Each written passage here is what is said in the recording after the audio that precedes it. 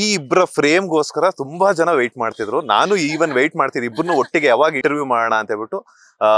By the god grace ಅನ್ಸುತ್ತೆ, because ಇಬ್ರು ಒಟ್ಟಿಗೆ ಸಿಕ್ಕಿದ್ದು. ಏನ್ ಹೇಳಕ್ ಇಷ್ಟಪಡ್ತೀರಾ ಶಿಶಿರ್?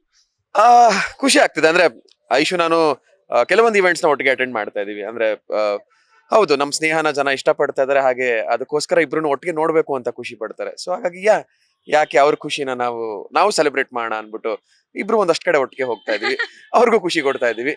ಸೊ ಅಷ್ಟೇ. Yeah, not only that, and we are also very good friends. ಅವ್ನು ಹೇಳಿದ್ ಹೆಂಗಿತ್ತು ಅಂದ್ರೆ ಅವ್ರಿಗೋಸ್ಕರ ಮಾಡ್ತಾ ಇದೀವಿ ಅನ್ನೋಂಗಿತ್ತು. But we have very good friendship between us, and is a very good person. ನನ್ನ ಫೇವ್ರೆಟ್ ಪರ್ಸನ್ ಅಂತಾನೆ ಹೇಳ್ಬೋದು. ವೆರಿ ಗುಡ್ ಪರ್ಸನ್, ನನ್ನ favourite person. 10 on 10. Yeah, recent ಆಗಿ ಬಿಗ್ ಬಾಸ್ ಕಂಟೆಸ್ಟೆಂಟ್ ರಂಜಿತ್ ಅವರ ಎಂಗೇಜ್ಮೆಂಟ್ಗೂ ಸಹ ಹೋಗಿತ್ತು. ಸಿಕ್ಕಾಪಟ್ಟೆ ನಿಮ್ದೇ ಎಲ್ಲ ವಿಡಿಯೋಸ್ ಎಲ್ಲ ವೈರಲ್ ಆಗ್ತಾ ಇದೆ.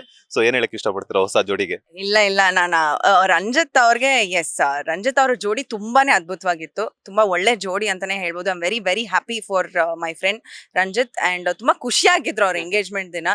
ಬ್ಯೂಟಿಫುಲ್ ಆಗಿ ಸೆಲೆಬ್ರೇಟ್ ಮಾಡ್ಕೊಂಡ್ರು ಎಂಗೇಜ್ಮೆಂಟ್ ಸೆರೆಮನಿ. ತುಂಬಾ ಚೆನ್ನಾಗ್ ಆಯ್ತು. ಎಸ್, ಖುಷಿ ಆಗುತ್ತೆ. ಯಾಕಂದ್ರೆ ರಂಜಿತ್ ನಾನು ಬಿಗ್ ಬಾಸ್ ಇಂದ ಹೊರಗಡೆ ಹೋದ್ಮೇಲೆ ನಾನು ಒಂದ್ ಸಿನಿಮಾ ಮಾಡಿದ್ವಿ.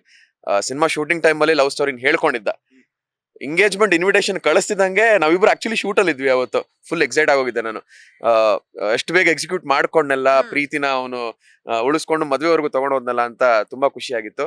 ಅಂಡ್ ನಮ್ದು ಒಂದ್ ಬೇರೆ ಪ್ಲಾನ್ ಇತ್ತು ಅವತ್ತು ಹೋಗೋದಕ್ಕೆ. ನಮ್ದು ಯಾವ್ದೋ ದೇವಸ್ಥಾನಕ್ಕೆ ಹೋಗ್ಬೇಕು ಅಂತ ಪ್ಲಾನ್ ಮಾಡಿದ್ವಿ. ಎಲ್ಲವನ್ನೂ ಕ್ಯಾನ್ಸಲ್ ಮಾಡ್ಕೊಂಡು ರಂಜಿತ್ ಎಂಗೇಜ್ಮೆಂಟ್ ಹೋಗ್ಲೇಬೇಕು ಅಂತ ಹೋಗಿದ್ದು. ತುಂಬಾ ಖುಷಿ ಇದೆ.